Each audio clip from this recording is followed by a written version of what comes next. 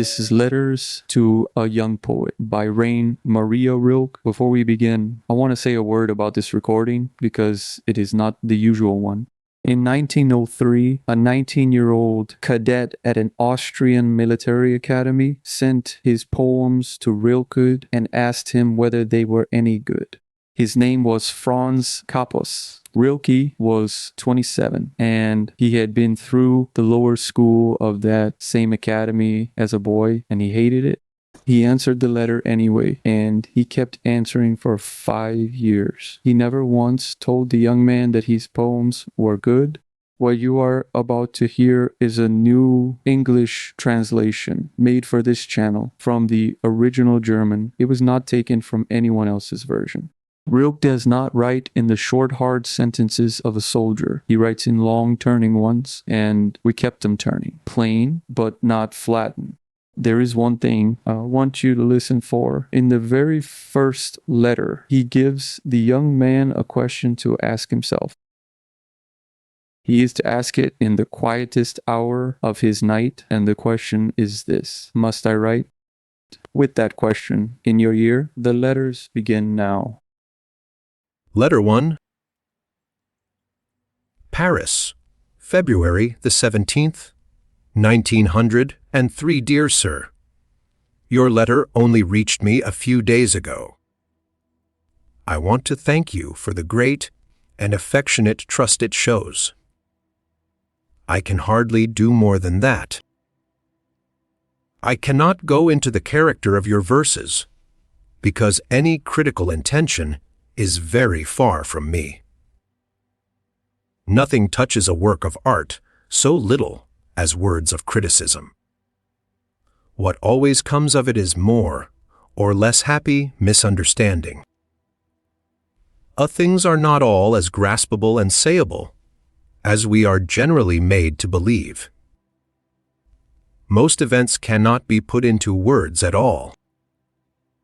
They happen in a room that no word has ever entered, and least sayable of all are works of art, those mysterious existences whose life goes on beside our own, which passes.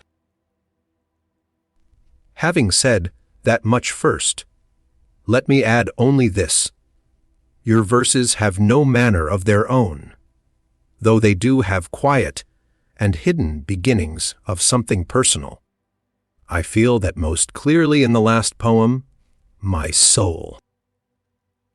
There's something of your own, is trying to find words and a way of moving. And, in the beautiful poem, to Leopardi, a kind of kinship with that great and solitary man may be growing. Even so, the poems are not yet anything in themselves, nothing that stands on its own, not even the last one, and not the one to Leopardi. Your kind letter, which came with them, does explain to me a few shortcomings that I felt while reading your verses without being able to name them. You ask whether your verses are good. You ask me, you have asked others before. You send them to magazines. You compare them with other poems, and you are troubled when certain editors turn your attempts down. Now, since you have allowed me to advise you, I ask you to give all of that up. You are looking outward, and that above all is what you should not be doing now. Nobody can advise you and help you. Nobody. There is only one way. Go into yourself. Find out the reason that commands you to write. See whether it has spread its roots into the deepest place of your heart. Admit to yourself whether you would have to die if you were forbidden to write. This above alls. Ask yourself, in the quietest hour of your night, must I write? Dig down into yourself for a deep answer. And if it should be yes, if you may meet that solemn question, with a strong and simple I must. Then build your life according to that necessity. Your life, right down into its most indifferent and smallest hour, must become a sign and a witness of that urge. Then draw near to nature. Then try, like the first man on earth, to say what you see and live and love and lose. Do not write love poems. Avoid at first the forms that are too current and ordinary. They are the hardest, because it takes great and ripened strength to give something of your own where good and in part brilliant traditions arrive in numbers. So save yourself from the general subjects and turn to the ones your own daily life offers you. Describe your sadnesses and your wishes, the thoughts that pass through you, and your faith in some kind of beauty. Describe all of it with heartfelt, quiet, humble sincerity and use in order to express yourself, the things of your own surroundings, the images of your dreams, and the objects of your memory. If your daily life seems poor to you, do not accuse it. Accuse yourself. Tell yourself that you are not poet enough to call up its riches, because for the Maker there is no poverty and no poor and indifferent place. And even if you were in a prison, whose walls let none of the sounds of the world reach your senses, would you not still have your childhood, that precious royal wealth, that treasure house of memories? Turn your attention there. Try to raise the sunken sensations of that wide past. Your person will grow firmer, your solitude will widen and become a dwelling in the half-light. And the noise of other people will pass by far off. And if out of this turning inward, out of this sinking into your own world, verses come, then you will not think of asking anyone whether they are good verses.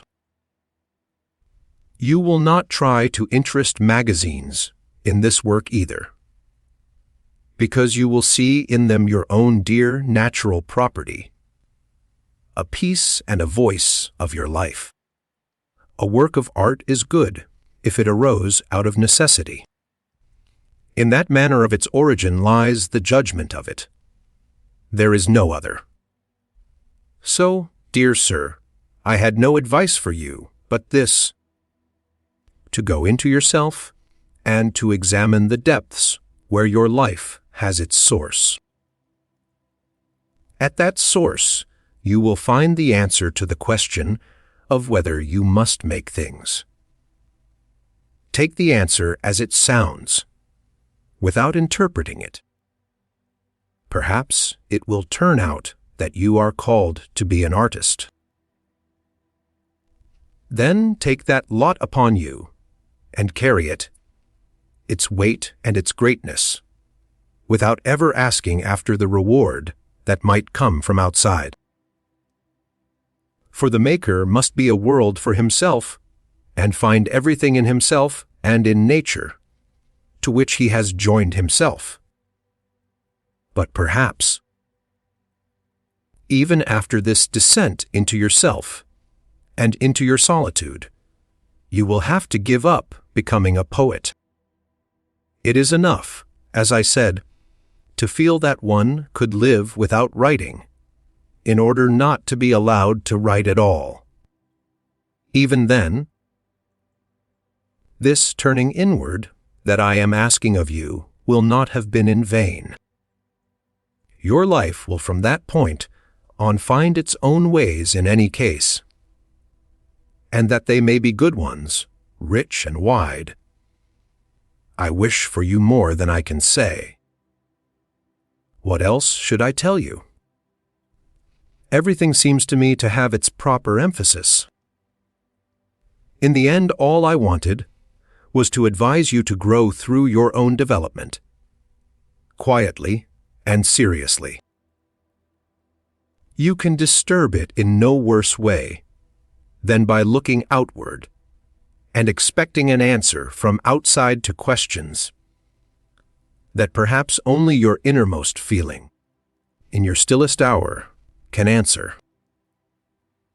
It was a joy to me to find the name of Professor Horacek in your letter.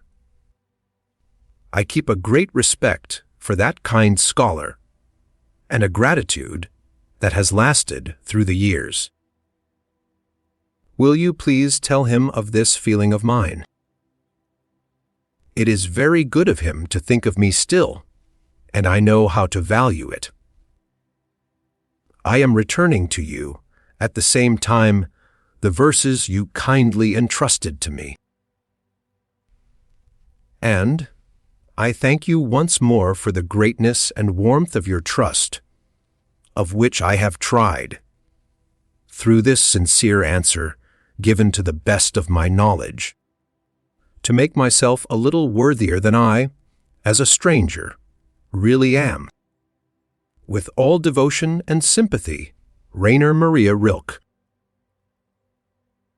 Letter 2. Viareggio, near Pisa, Italy, April the 5th, 1903. You must forgive me, dear and honored sir, that I only today think with gratitude of your letter of the 24th of February. I have been unwell all this time, not exactly ill, but weighed down by a weariness like influenza that left me unfit for anything. And at last, when it refused to change, I traveled down to this southern sea, whose kindness has helped me once before. But I am not well yet. Writing comes hard to me. And so you must take these few lines for more. You must know, of course, that you will always give me joy with every letter, and be forgiving toward the answer, which will perhaps often leave you empty-handed. For at bottom, and precisely in the deepest and most important things, we are nameless and alone. For one person to be able to advise another, or even help him, a great deal must happen, a great deal must go right. A whole constellation of things must come together for it to succeed even once. I wanted to say only two more things to you today. The first is irony. Do not let it rule you, above all not in uncreative moments. In creative ones, try to use it as one more means of taking hold of life. Used cleanly, it is clean too, and there is no need to be ashamed of it. And if you feel too familiar with it, if you fear that your intimacy with it is growing, then turn to great and serious subjects, before which it becomes small and helpless. Look for the depth of things. Irony never goes down there. And when you have come to the edge of greatness this way, test at the same time whether this way of seeing rises out of a necessity of your nature. For under the influence of serious things, it will either fall away from you, if it is something accidental, or else, if it truly belongs to you and was born with you, it will grow strong into a serious instrument and take its place in the row of means with which you will have to shape your art. And the second thing I wanted to tell you today is this. Of all my books, only a few are indispensable to me, and 2 are always among my things, wherever I am. They are here with me now, the Bible and the books of the great Danish poet Jens Peter Jacobsen. It occurs to me to ask whether you know his work.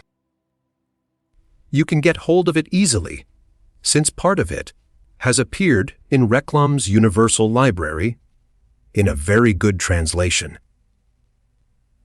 Get yourself the little volume of 6 stories by J.P. Jacobsen and his novel Niels Linne, and begin with the first story of the first volume, which is called Mogens. A world will come over you, the happiness, the wealth, the ungraspable greatness of a world. Live in these books for a while, learn from them what seems to you worth learning, but above all love them. That love will be repaid to you 1,000 times over. However your life may turn out, it will run, I am certain of this, through the fabric of your becoming, as one of the most important threads among all the threads of your experiences, your disappointments, and your joys. If I am to say from whom I learned something about the nature of making, about its depth and its permanence, then there are only 2 names I can give. One is Jacobsen, the great, great poet. The other is Auguste Rodin, the sculptor, who has no equal among all the artists alive today, and all success upon your ways. Yours, Rainer Maria Rilke. Letter 3. Viareggio, near Pisa, Italy, April the 23rd, 1903. You gave me much joy, dear and honored sir, with your Easter letter. It said a great deal that was good about you, and the way you spoke of Jacobsen's great and lovable art showed me that I was not wrong to lead your life, and its many questions toward that abundance. Now Niels Linne will open itself to you, a book of splendors and of depths. The oftener one reads it, the more everything seems to be in it. From the faintest scent of life to the full, large taste of its heaviest fruits. There is nothing in it that has not been understood, grasped, lived through, and recognized in the trembling after ring of memory. No experience has been too small, and the least happening unfolds like a destiny.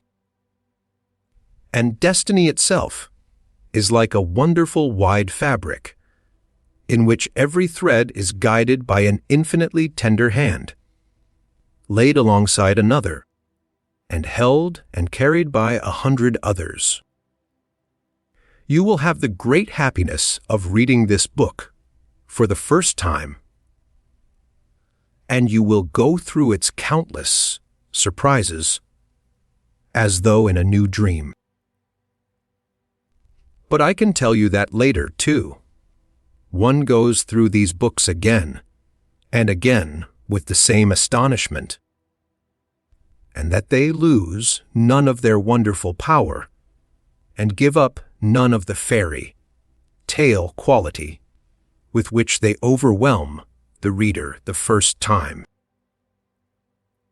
One only comes to enjoy them more, to be more grateful, and somehow better and simpler in seeing, deeper in one's faith in life, and happier and greater in living.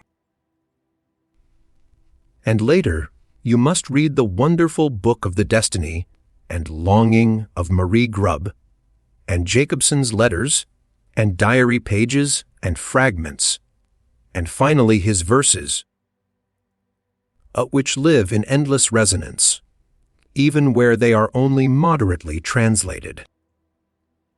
I would advise you to buy, when you can, the beautiful complete edition of Jacobson's works, which contains all of this. It appeared in 3 volumes, well translated, from Eugen Dedericks in Leipzig, and costs, I believe, only 5 or 6 marks a volume. In your opinion of Hair Roses Should Stand, that work of incomparable delicacy and form, you are of course entirely and untouchably right against the man who wrote the introduction.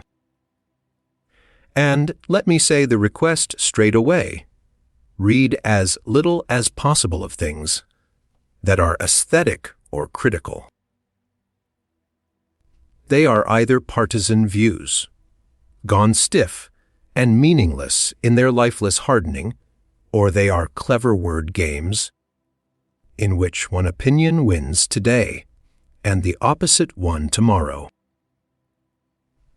Works of art are of an infinite loneliness, and nothing reaches them so little as criticism. Only love can grasp them and hold them and be fair to them. Every time, decide in favor of yourself and your own feeling against any such discussion, review, or introduction. If you should turn out to be wrong, the natural growth of your inner life will lead you slowly and in time to other insights. Let your judgments have their own quiet, undisturbed development, which, like every advance, must come deeply from within and cannot be pressed or hurried by anything. Everything is carrying to term and then giving birth. Let every impression and every seed of a feeling complete itself entirely inside you, in the dark, in the unsayable, the unconscious, the part your own understanding cannot reach. Then wait with deep humility and patience for the hour when a new clarity is delivered. That alone is to live as an artist, in understanding as in making. There is no measuring by time here. A year does not count, and 10 years are nothing. To be an artist means not to reckon and count. It means to reckon like the tree, which does not force its sap, and stands confident through the storms of spring without the fear that no summer might come after them. It comes anyway. But it comes only to the patient, who are there as though eternity lay before them, so untroubled, quiet and wide. I learn it every day, learn it through pains I am grateful for. Patience is everything. Richard Dummel.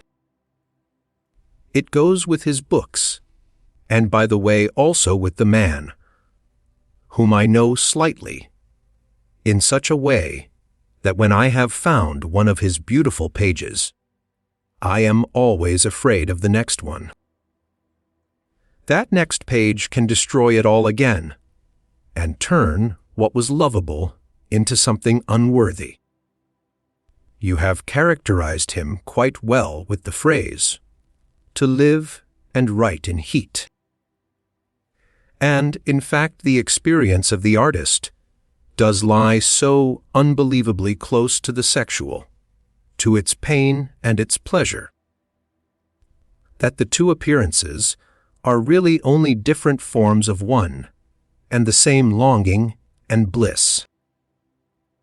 Others' poetic power is great and strong like a primal drive. It has its own ruthless rhythms in it and breaks out of him as if out of mountains. But it seems that this power is not always entirely sincere and free of pose. That, after all, is one of the hardest tests for anyone who makes things. He must always remain unaware of his best virtues, without a suspicion of them. If he does not want to take from them their innocence, and their untouched quality. As for my books, I would most like to send you all of them that might give you any pleasure. But I am very poor, and my books, once they have appeared, no longer belong to me.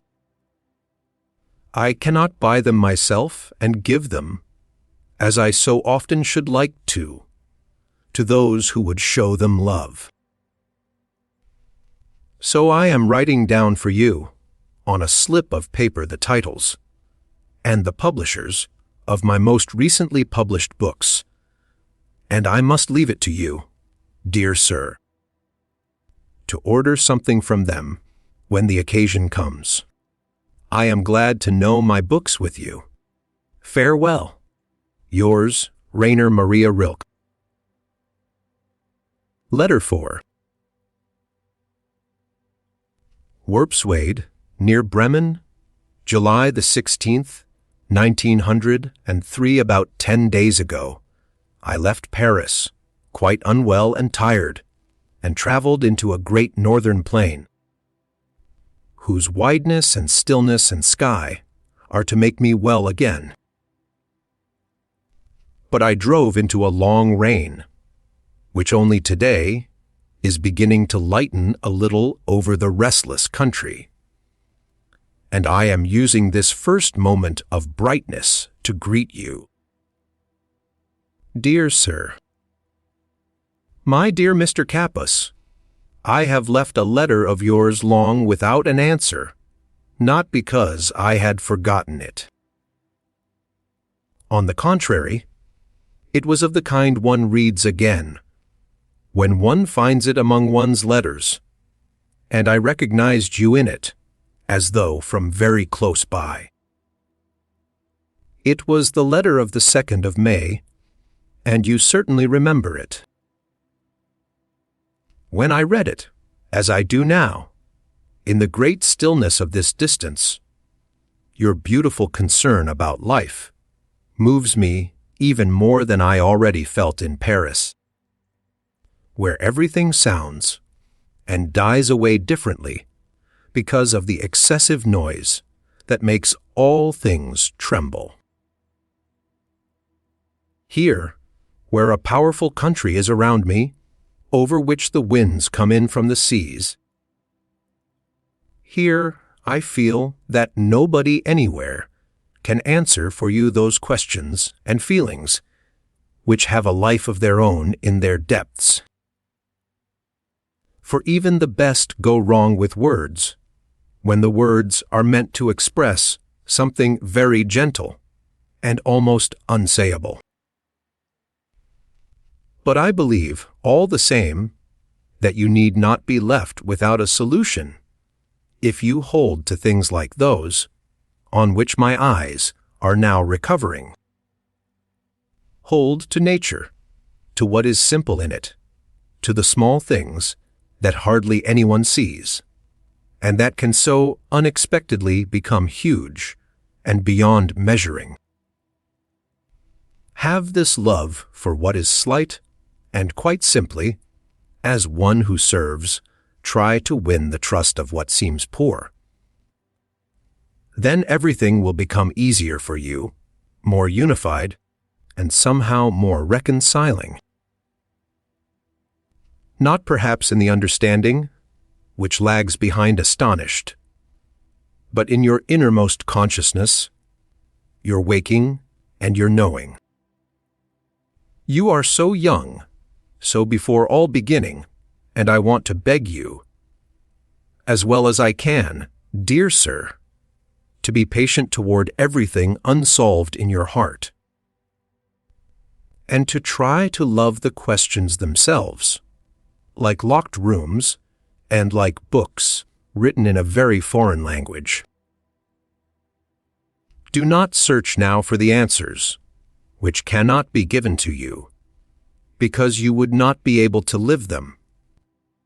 And the point is to live everything. Live the questions now. Perhaps you will then, gradually, without noticing it, live your way into the answer, one distant day. perhaps you do carry within you the possibility of shaping and forming as a particularly blessed and pure way of living.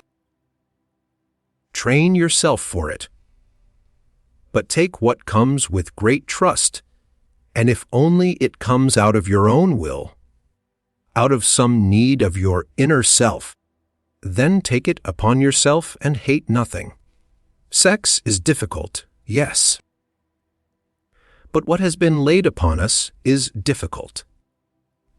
Almost everything serious is difficult, and everything is serious. If you only recognize that and manage to arrive out of yourself, out of your own experience and childhood and strength, at a relation to sex that is wholly your own, not influenced by convention and custom, then you need no longer fear losing yourself and becoming unworthy of your best possession. Physical pleasure is a sensory experience, no different from pure looking, or the pure feeling with which a good fruit fills the tongue. It is a great, endless experience given to us, a knowing of the world, the fullness and the splendor of all knowing. Our receiving it is not the bad thing. What is bad is that almost everyone misuses and squanders this experience and sets it as a stimulant at the tired places of their lives and as a distraction instead of a gathering toward high points. People have made eating into something else too. Want on one side and excess on the other have clouded the clarity of that need and all the deep, simple necessities in which life renews itself have grown cloudy in the same way. But the individual can clear them for himself and live them clearly, or if not the individual, who is too dependent, then at least the solitary one. He can remember that all beauty in animals and plants is a quiet, lasting form of love and longing. And he can see the animal as he sees the plant, patient and willing, joining and multiplying and growing. Not out of physical pleasure and not out of physical pain, but bending to necessities that are greater than pleasure and pain, and mightier than will and resistance. If only man received this secret, of which the earth is full down to its smallest things, more humbly, and carried and bore it more seriously, of and felt how terribly hard it is, instead of taking it lightly. If only he were reverent toward his own fruitfulness, which is one and the same whether it appears as spirit or as body. For creating in the mind also comes from the physical, is of one nature with it, and is only a gentler, more delighted, and more everlasting repetition of bodily pleasure. At the thought of being a creator, of engendering, of shaping, is nothing without its continual great confirmation and realization in the world. Nothing without the thousandfold consent of things and animals. And its enjoyment is so indescribably beautiful and rich, only because it is full of inherited memories from the engendering and the giving birth of millions. In one creator's thought 1,000 forgotten nights of love come alive again and fill it with loftiness and height. Do not let the surface lead you astray. In the depths everything becomes law. And those who live the secret falsely and badly, and there are very many of them, lose it only for themselves, and still pass it on like a sealed letter, without knowing it. And do not be confused by the multitude of names and the complicatedness of the cases. Perhaps over all of it, there is a great motherhood as a shared longing. The beauty of the young woman, a being who, as you so beautifully say, has not yet achieved anything, is motherhood sensing itself and preparing, taking fright and longing. And the mother's beauty is serving motherhood, and in the old woman, there is a great remembering. And in the man too there is motherhood, it seems to me, of the body and of the spirit. His engendering is also a kind of giving birth, and giving birth it is, when he creates out of his innermost fullness. And perhaps the sexes are more related than one thinks. The great renewal of the world will perhaps consist in this, that man and woman, freed from all mistaken feelings and reluctances, will seek each other not as opposites, but as brother and sister and neighbor. They will join together as human beings in order to carry in common, simply, seriously, and patiently, the difficult sex that has been laid upon them. But everything that may one day be possible for many, the solitary one can prepare and build now with his own hands, which go wrong less often.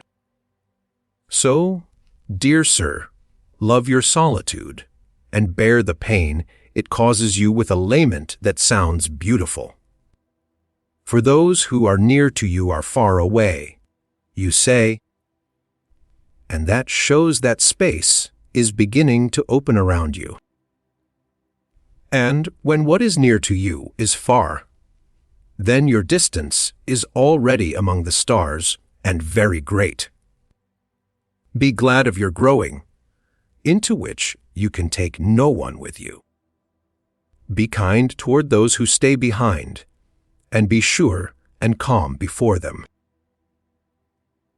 Do not torment them with your doubts, and do not frighten them with your confidence or your joy, which they could not understand. Look for some simple and faithful thing you can share with them. Something that need not necessarily change when you yourself become different and different again. Love in them the life in a strange form, and be forbearing toward the aging people who fear that being alone in which you have confidence. Avoid supplying material to that drama which is always stretched between parents and children. It uses up much of the children's strength and eats away the love of the older people, which works and warms, even when it does not understand. Ask no advice of them, and count on no understanding. But believe in a love that is being kept for you like an inheritance, and trust that in that love there is a strength and a blessing which you need not step out of in order to go very far. It is good that you are entering first upon a profession that makes you independent and puts you entirely upon yourself in every sense. Wait patiently to see whether your innermost life feels confined by the form of that profession. I hold it to be very difficult and very demanding, since it is burdened with great conventions and leaves almost no room for a personal view of its tasks. But your solitude will be a hold and a home to you, even in the midst of very foreign circumstances, and out of it you will find all your ways. All my wishes are ready to go with you, and my confidence is with you. Yours, Rainer Maria Rilke. Letter 5. Rome, October the 29th, 1903. Dear and honored Sir, I received your letter of the 29th of August in Florence, and only now, after 2 months, am I telling you of it. Forgive this slowness. I do not like writing letters while traveling, because for letter writing I need more than the most necessary equipment, some quiet and solitude, and an hour that is not too strange. We arrived in Rome about 6 weeks ago, at a time when it was still the empty, hot, fever-ridden Rome. That circumstance, along with other practical difficulties of settling in, meant that the restlessness around us would not come to an end, and that being abroad lay upon us with the weight of having no home. You must add to this that Rome, if one does not yet know it, has a crushingly sad effect in the first days. There is the lifeless and gloomy museum atmosphere it breathes out. There is the abundance of its dug-up and laboriously maintained pasts, on which a small present feeds itself. And there is the nameless overrating of all these disfigured and spoiled things, supported by scholars and philologists, and imitated by the habitual travelers in Italy. They are, at bottom, nothing more than the accidental leftovers of another time, and of a life that is not ours, and is not meant to be ours. At last, after weeks of daily defense, one finds one's way back to oneself, though still a little confused. And one says no. There is no more beauty here than anywhere else. All these objects, admired on and on by generations, mended and completed by the hands of hired workmen, mean nothing, are nothing, and have no heart and no worth. But there is much beauty here, because there is much beauty everywhere. Waters endlessly full of life come over the old aqueducts into the great city and dance in the many squares over white stone basins, and spread out in wide, roomy pools, and murmur by day, and raise their murmuring to the night, which here is large and starry and soft with winds. And there are gardens here, unforgettable avenues and stairways thought up by Michelangelo, stairways built on the model of downward, gliding water, giving birth on the wide slope to step out of step, as wave comes out of wave. Through such impressions one gathers oneself, wins oneself back out of the demanding multitude that speaks and chatters there, and how talkative it is, and slowly learns to recognize the very few things in which something eternal lasts, which one can love, and something solitary, in which one can quietly take part. I still live in the city, on the Capitol, not far from the most beautiful equestrian statue that has come down to us from Roman art, that of Marcus Aurelius. But in a few weeks I shall move into a quiet, simple room, an old balcony lost deep in a great park, hidden from the city, its noise and its accidents. There I shall live the whole winter and enjoy the great stillness, from which I expect the gift of good, and productive hours. From there, where I shall be more at home, I will write you a longer letter, in which there will also be something about your writing. Today I must only tell you, and perhaps it is wrong of me not to have done it earlier, that the book announced in your letter, which was to contain work of yours, has not arrived here.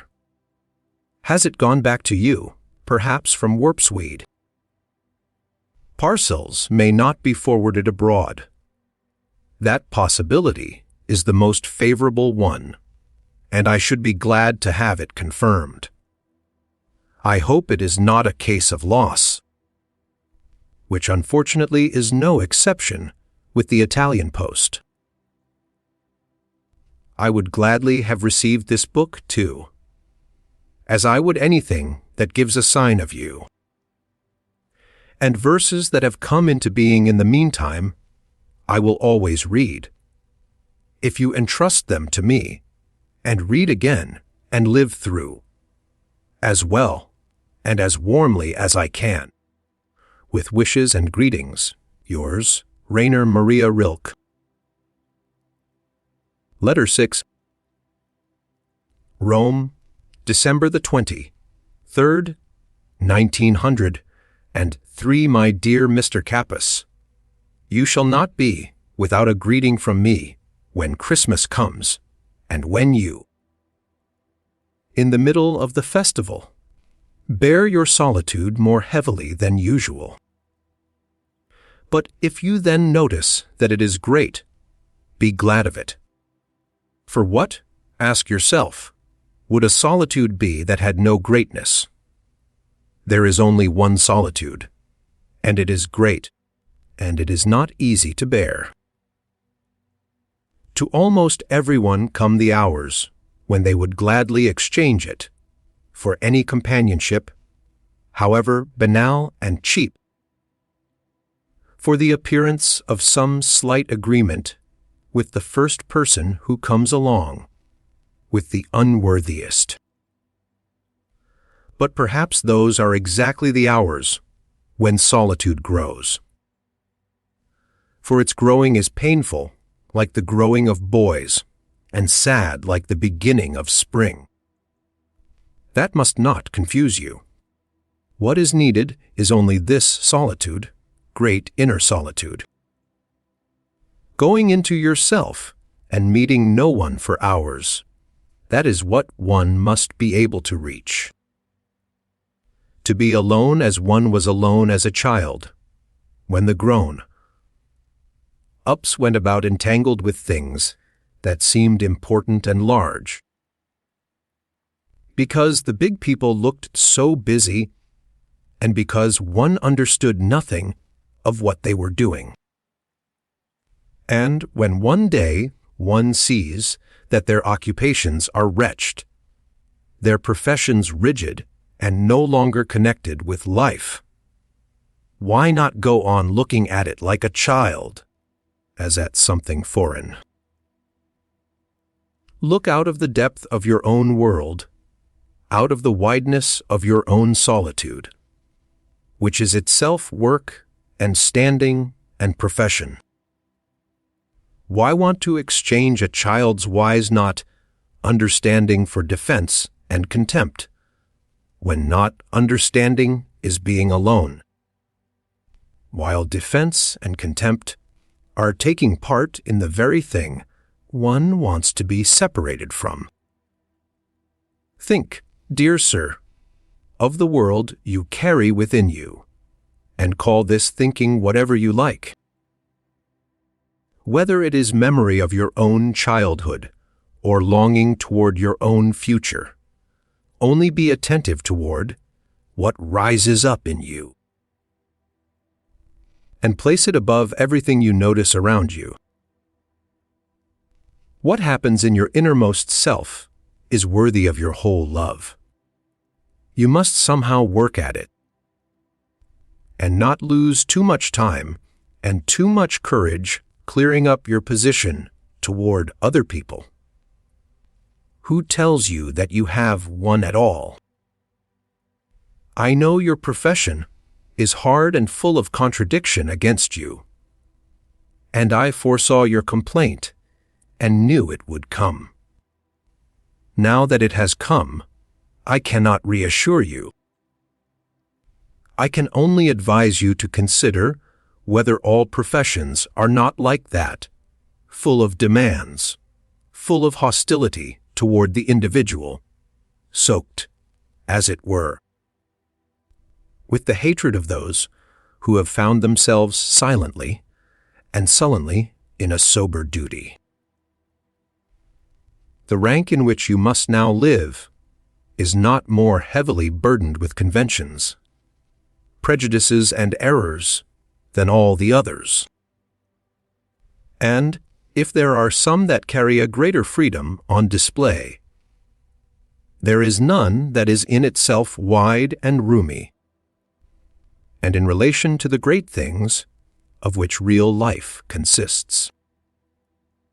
Only the individual who is solitary is placed like a thing under the deep laws. When someone goes out into the morning as it begins, or looks out into the evening that is full of happening, and feels what is going on there, then all rank falls away from him as from a dead man, although he stands in the midst of pure life. What you, dear Mr. Capus, must now experience as an officer, you would have felt in much the same way in any of the existing professions.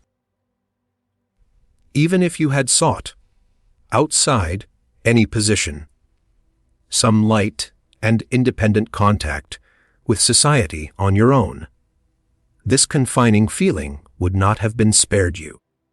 It is like that everywhere. But that is no reason for fear or sadness.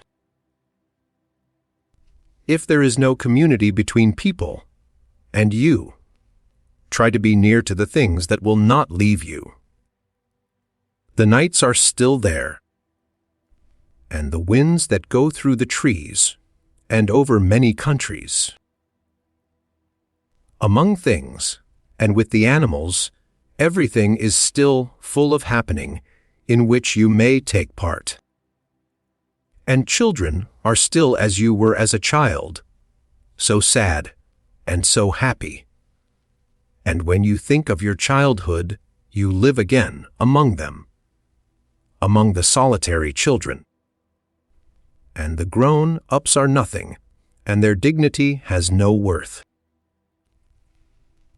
And if it makes you anxious and tormented to think of childhood and of the simple and quiet things that go with it, because you can no longer believe in God, who appears everywhere in it, then ask yourself, dear Mr. Capus, whether you have really lost God. Is it not rather that you have never possessed him? For when should that have been? Do you believe a child can hold him? Him whom men carry only with difficulty and whose weight crushes the old. Do you believe that anyone who really had him could lose him like a little stone? Or do you not think, rather, that whoever had him could only be lost by him? But suppose you recognize that he was not there in your childhood, and not before it. Suppose you suspect that Christ was deceived by his longing and Muhammad betrayed by his pride. Suppose you feel with terror that he is not here even now, in this hour in which we are speaking of him. Then, what gives you the right to miss him and to look for him, who never was, as though he were someone past and lost? Why do you not think of him as the one who is coming, who has been at hand from eternity, the one still to come, the final fruit of a tree whose leaves we are?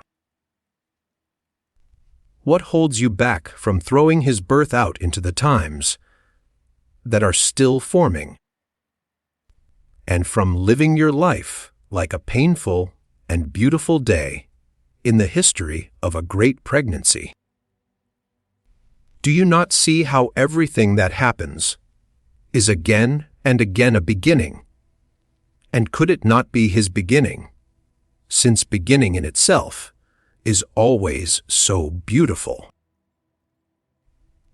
If he is the most perfect, must not something lesser be before him, so that he can choose himself out of fullness and overflow? Must he not be the last, in order to hold everything within himself? And what meaning would we have if the one we long for had already been? As the bees gather honey, so we take the sweetest out of everything and build him. We begin him with what is small, even with what is inconspicuous, if only it happens out of love.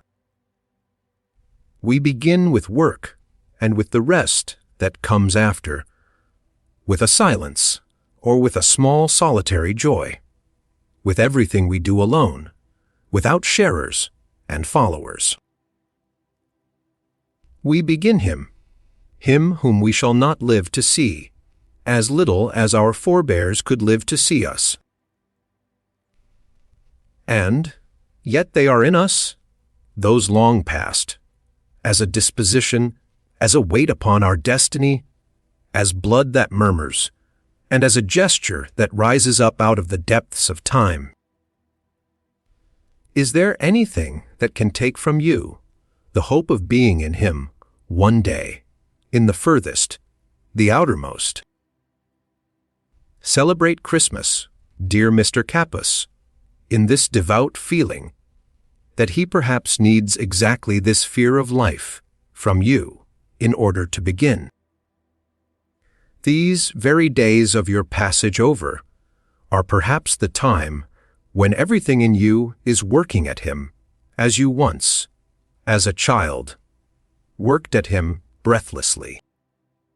Be patient and without resentment, and think that the least we can do is to make his becoming no harder for him than the earth makes it for the spring when it wants to come. And be glad and confident. Yours, Rainer Maria Rilke. Letter 7. Rome, May the 14th, 1900, and for my dear Mr. Capus. Much time has gone by since I received your last letter. Do not hold it against me. First it was work, then interruptions, and finally poor health that kept me again and again from this answer, which, as I wanted it, was to come to you out of quiet and good days. Now I feel somewhat better again, and I am able to greet you, dear Mr. Capus, and to say this and that in reply to your letter, as well as I know how, which I do very gladly. You see, I have copied out your sonnet, because I found that it is beautiful and simple and born in the form in which it moves with such quiet dignity. They are the best of the verses of yours that I have been allowed to read. And now I am giving you that copy, because I know that it is important and full of new experience to find one's own work again in another hand. Read the verses as though they were someone else's, and you will feel in your innermost self how much they are yours. It was a joy to me to read this sonnet and your letter often. I thank you for both. And you must not let yourself be confused in your solitude by the fact that there is something in you that wishes to get out of it. That very wish, if you use it calmly and with deliberation, like a tool, will help you spread your solitude over wide country. People have, with the help of conventions, solved everything in the direction of what is easy, and of the easiest side of what is easy. But it is clear that we must hold to what is difficult. Everything alive holds to it. Everything in nature grows and defends itself in its own way, and is something of its own out of itself, and tries to be that at any price and against all resistance.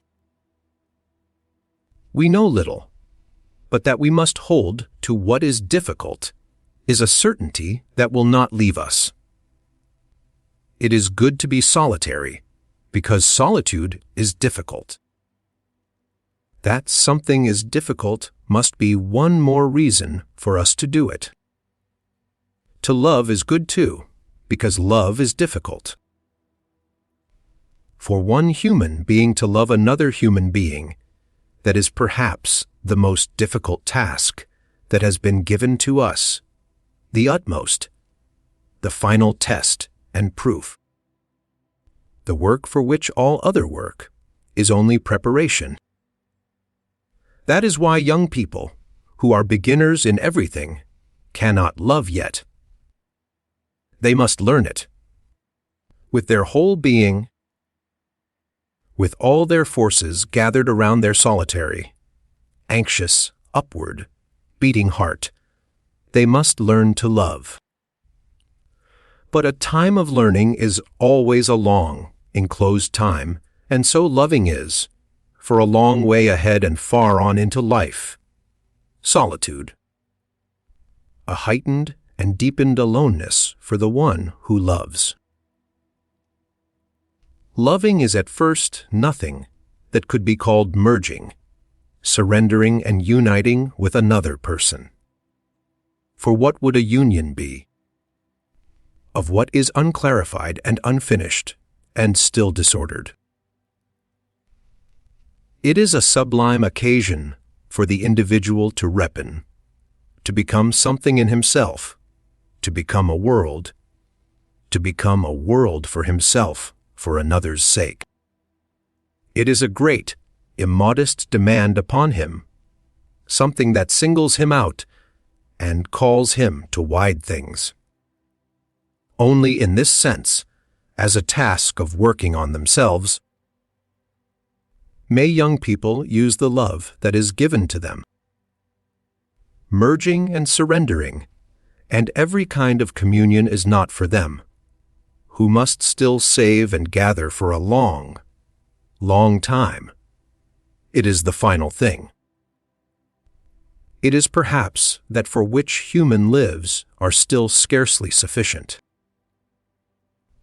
But here young people go wrong so often, and so badly.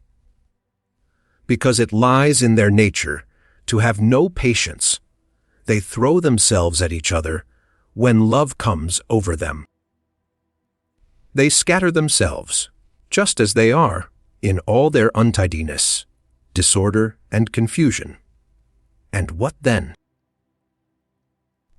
What is life to do with this heap of broken things, which they call their communion, and which they would gladly call their happiness, if it were possible, and their future?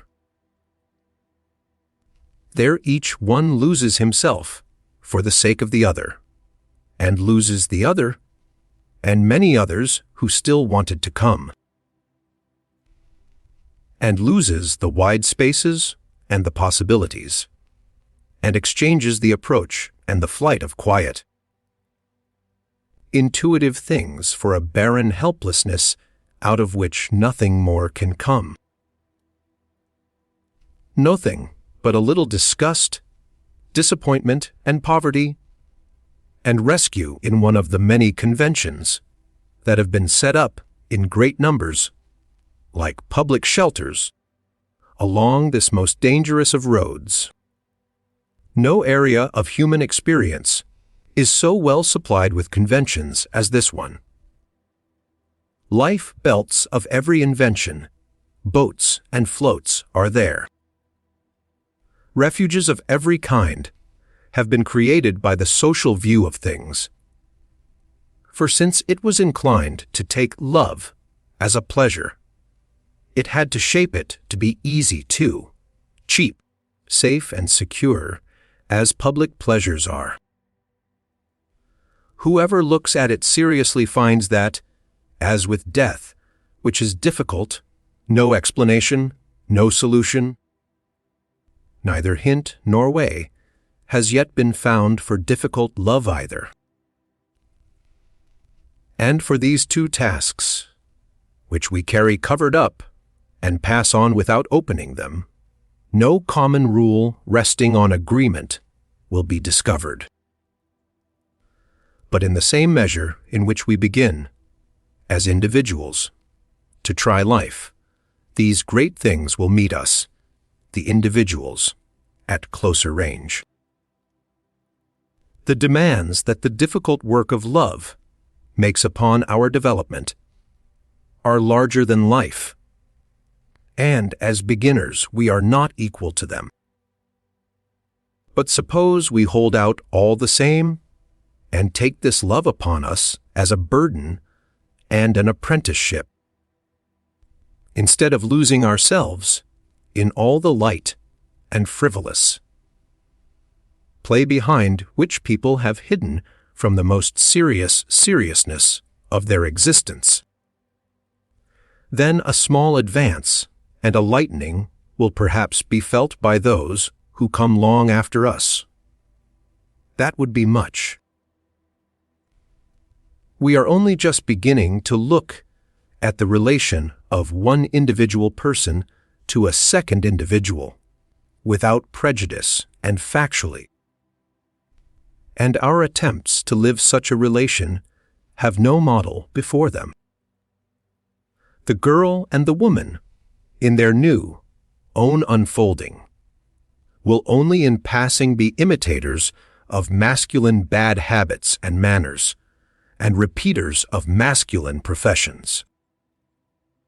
After the uncertainty of such transitions, it will become clear that women have gone through the abundance, and the change of those often ridiculous disguises only in order to cleanse their own most essential nature of the distorting influences of the other sex.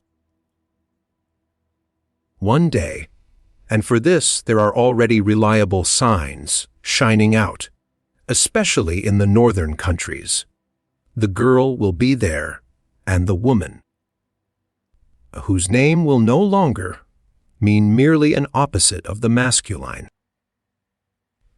It will mean something in itself, something one thinks of without any complement and limit, only as life and existence, the female human being. This advance will transform the experience of love, which is now full of error, very much against the will of the men who are being overtaken. It will change love from the ground up and reshape it into a relation that is meant from one human being to another, no longer from man to woman.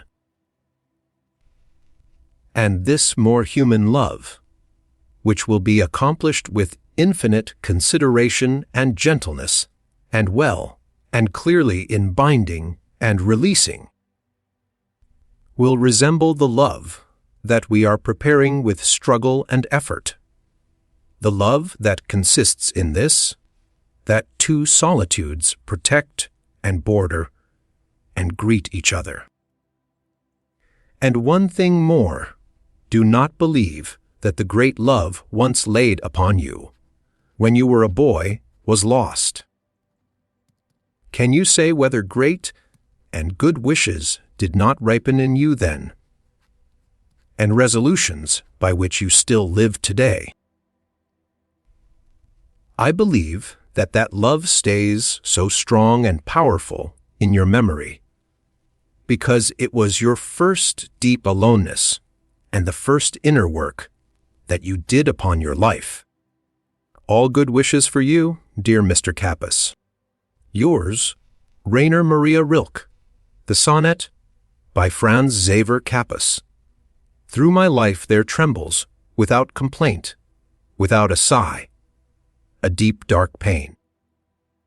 The pure snow of my dreams in flower is the consecration of my quietest days. But often the great question crosses my path. I grow small and go by coldly, as though past a lake whose flood I do not dare to measure. And then a sorrow sinks upon me, as dull as the gray of lustreless summer nights, through which a star flickers now and then. My hands then grope for love, because I would gladly pray such sounds as my hot mouth cannot find. Letter 8. Borgby fell die, Sweden, August the 12th, 1904. My dear Mr. Capus, I want to talk to you again for a while, dear Mr. Capus. Although I can say almost nothing that is helpful, hardly anything useful. You have had many and great sadnesses, which passed. And you say that even this passing was hard for you, and put you out of tune. But please consider whether these great sadnesses have not rather gone right through the middle of you. Whether much in you has not been transformed, whether you have not changed somewhere, at some place in your being, while you were sad. The only sadnesses that are dangerous and bad are the ones a person carries out among people in order to drown them out. Like illnesses that are treated superficially and foolishly, they only step back and break out after a short pause, all the more terribly. And they gather inside and our life, our unlived, disdained, lost life, of which one can die. If it were possible for us to see further than our knowledge reaches, and a little beyond the outworks of our intuition, perhaps we would then bear our sadnesses with greater confidence than our joys. For they are the moments when something new has entered into us, something unknown. Our feelings fall silent in shy embarrassment. Everything in us steps back. A stillness comes, and the new thing, which no one knows, stands in the middle of it and says nothing. I believe that almost all our sadnesses are moments of tension, which we experience as paralysis, because we no longer hear our estranged feelings living. Because we are alone with the strange thing that has entered us. Because everything familiar and accustomed is taken from us for a moment. Because we stand in the middle of a passage where we cannot stand still. That is also why the sadness passes. The new thing in us, the thing that has been added, has entered our heart, has gone into its innermost chamber, and is not even there any longer. It is already in the blood, and we do not find out what it was. One could easily be made to believe that nothing had happened, and yet we have been changed, as a house is changed into, which a guest has entered. We cannot say who has come. We shall perhaps never know. But many signs speak for it that the future enters us in this way, in order to be transformed in us long before it happens. And that is why it is so important to be solitary and attentive when one is sad. because the apparently uneventful and rigid moment in which our future steps into us stands so much closer to life than that other loud and accidental point of time at which it happens to us, as though from outside. The stiller, the more patient, and the more open we are when we are sad, the more deeply and the more unerringly the new thing goes into us. The better we earn it, the more it will be our destiny. And the more we shall feel ourselves related and close to it in our innermost being. When it one day happens, which means when it steps out of us toward others, and that is necessary. It is necessary, and our development will gradually go that way, that nothing foreign should befall us, but only what has long belonged to us. People have already had to rethink so many concepts of motion, and they will gradually learn to recognize that what we call destiny steps out of people and does not enter into them from outside. Only because so many did not absorb their destinies while they lived in them and did not transform them into themselves. They did not recognize what stepped out of them. It was so strange to them that in their confused terror, they believed it must have entered them at that very moment. For they swore they had never, before, found anything like it in themselves. Just as people were long deceived about the movement of the sun, so they are still deceived about the movement of what is coming. The future stands firm, dear Mr. Kappas, and we move in infinite space. How should we not find it difficult? And if we speak of solitude again, it becomes ever clearer that this is at bottom nothing one can choose or leave. We are solitary. One can deceive oneself about it and act as though it were not so. That is all. But how much better it is to see that we are, and to start straight from there. It will of course happen that we grow dizzy. For all the points on which our eye used to rest are taken away from us.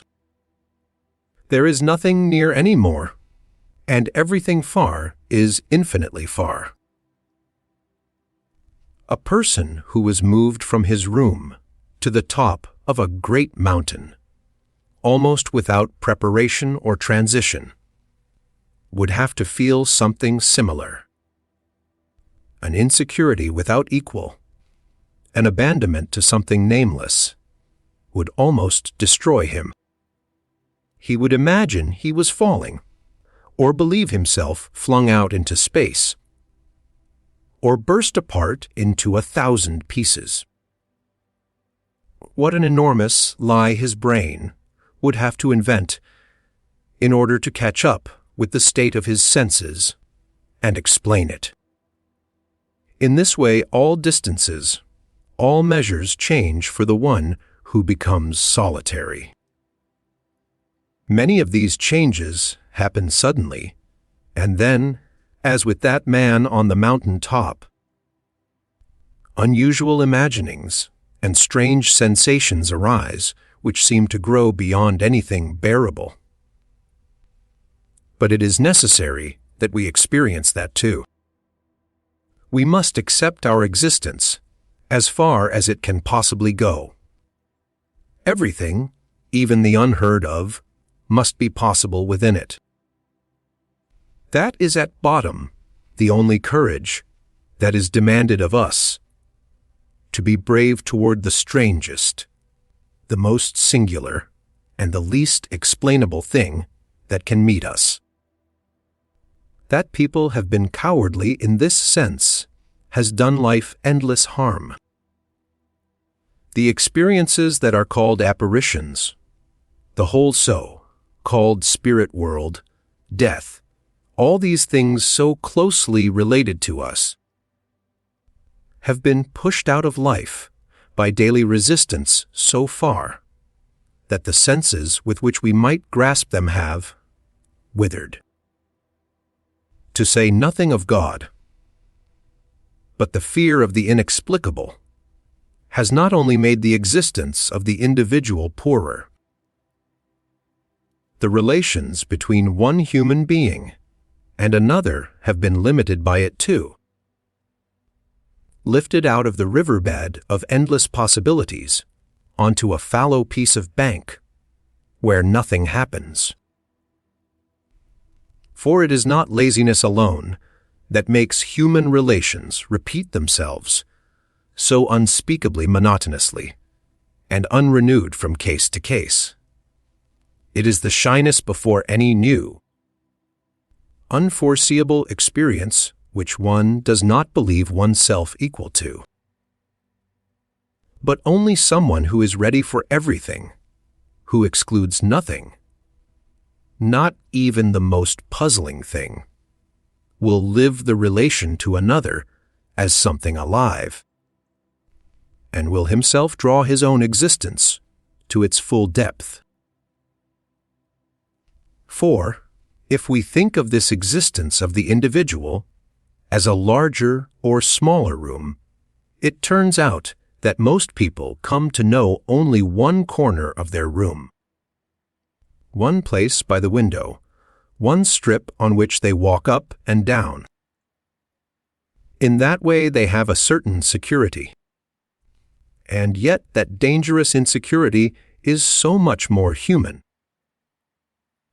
The one that drives the prisoners in Poe's stories to feel out the shapes of their frightful dungeons, and not to be strangers to the unspeakable terror of where they are.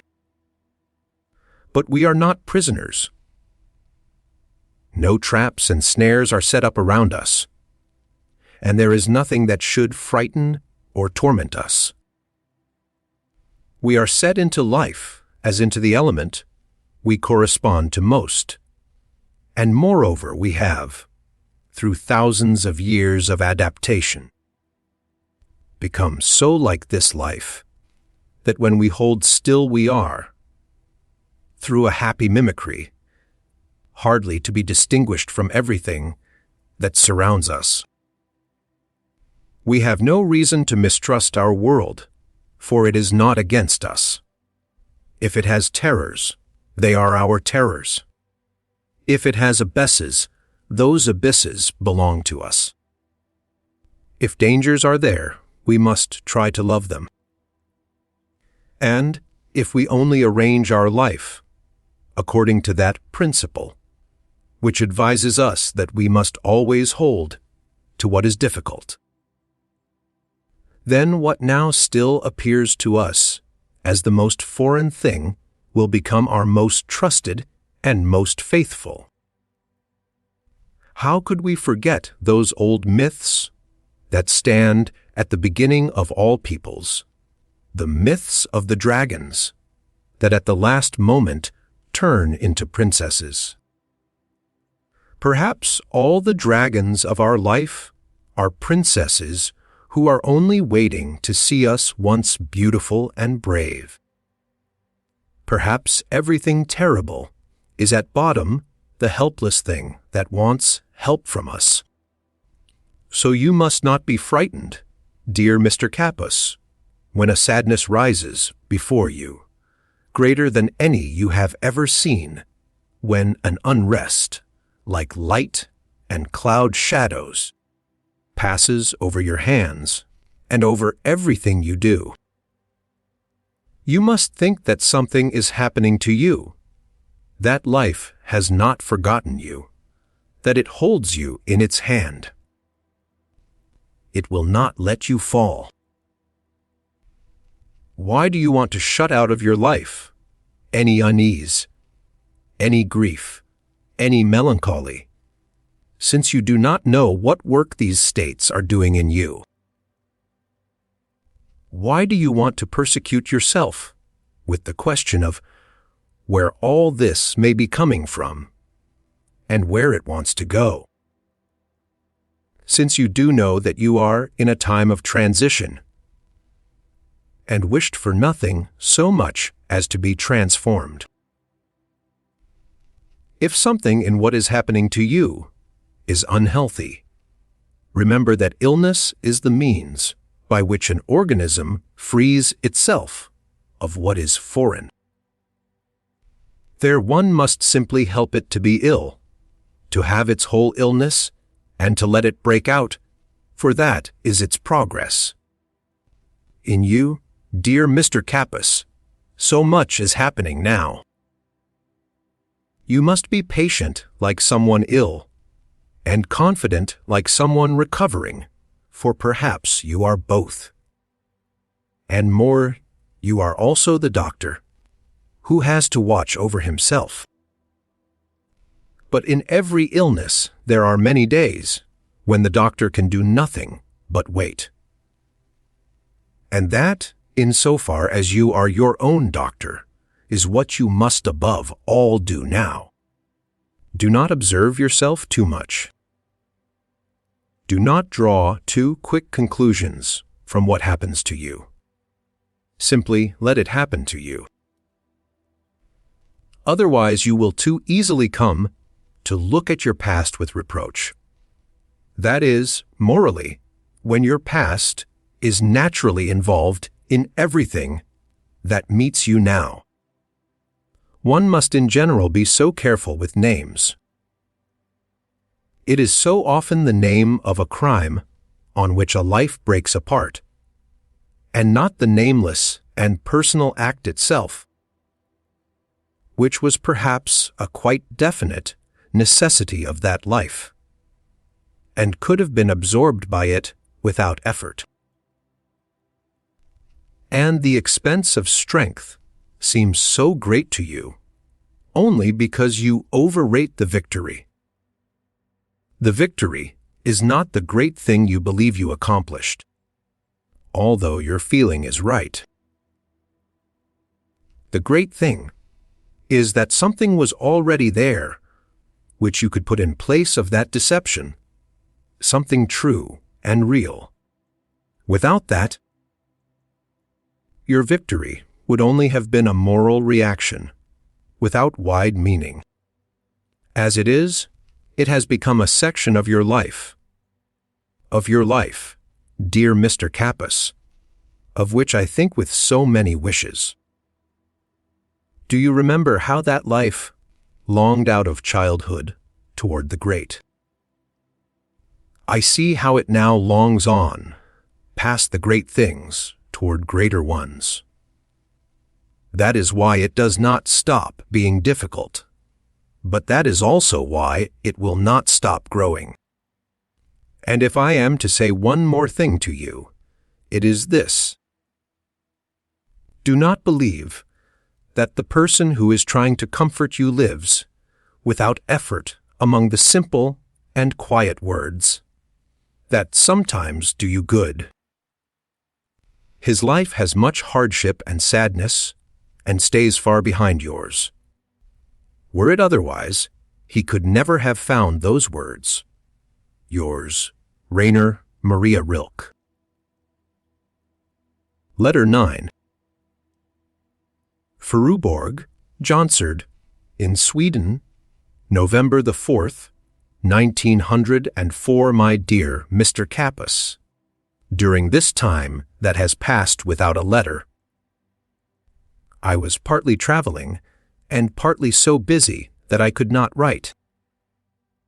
And even today writing comes hard to me because I have already had to write many letters, so that my hand is tired. If I could dictate, I would say a great deal to you. But as it is, take only these few words for your long letter. I think of you often, dear Mr. Kappas, and with such concentrated wishes that it really ought to help you somehow. Whether my letters can really be a help, I often doubt. Do not say yes, they are. Take them calmly and without much thanks, and let us wait for what wants to come. There is perhaps no use in my going into your individual words. What I could say about your inclination to doubt, or about your inability to bring your outer and inner life into harmony, or about everything else that presses on you, is always what I have already said. It is always the wish that you may find enough patience in yourself to endure and enough simplicity to believe. That you may win more and more confidence in what is difficult and in your solitude among other people. And, for the rest, let life happen to you. Believe me, life is right in any case. And about feelings, all feelings are pure that gather you together and lift you up. A feeling is impure that takes hold of only one side of your being and so distorts you. Everything you can think of in the face of your childhood is good. Everything that makes more of you than you have been until now in your best hours is right. Every heightening is good if it is in your whole blood. If it is not intoxication, not something cloudy, but joy into whose depths you can see. Do you understand what I mean? And your doubt can become a good quality if you train it. It must become knowing. It must become criticism. Ask it.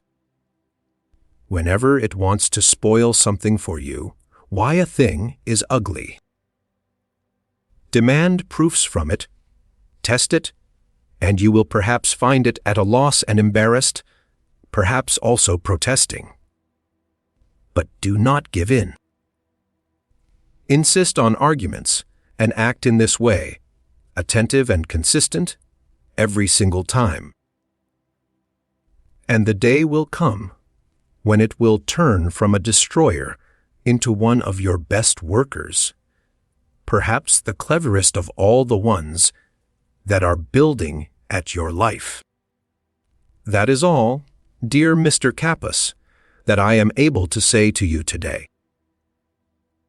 But I am sending you, at the same time, the offprint of a small poem, which has now appeared in the Prague journal, Duchy Arbeit. There I speak unto you of life and of death, and of how both are great and glorious. Yours, Rainer Maria Rilke. Letter 10. Paris, on the second day of Christmas, 1908. You should know, dear Mr. Kappas, how glad I was to have this beautiful letter from you. The news you give me, real and speakable as it now is again, seems to me good, and the longer I thought about it, the more I felt it to be genuinely good. I really wanted to write this to you on Christmas Eve. But with the work in which I have been living this winter, in many ways and without a break, the old festival came round so quickly that I hardly had time to do the most necessary errands, much less to write. But I have thought of you often during these festival days, and imagined how quiet you must be in your solitary fort among the empty mountains, over which those great southern winds throw themselves, as though they wanted to devour them in great pieces. The stillness must be immense in which such sounds and movements have room. And to all of this there comes as well the presence of the most distant sea, sounding along with it, perhaps as the innermost note in this prehistoric harmony. Thinking of that, one can only wish for you that you may let that magnificent solitude work upon you with trust and patience. It can no longer be struck out of your life. In everything that lies ahead of you to experience and to do, it will go on working as an anonymous influence, quietly decisive. It is rather as the blood of our forebears moves in us without ceasing, and combines with our own into that unique, unrepeatable thing that we are at every turning of our life. Yes, I am glad that you have this firm, sayable existence with you, this title, this uniform, this service, all this graspable and limited thing. In such surroundings, with an equally isolated and not numerous body of men, it takes on seriousness and necessity.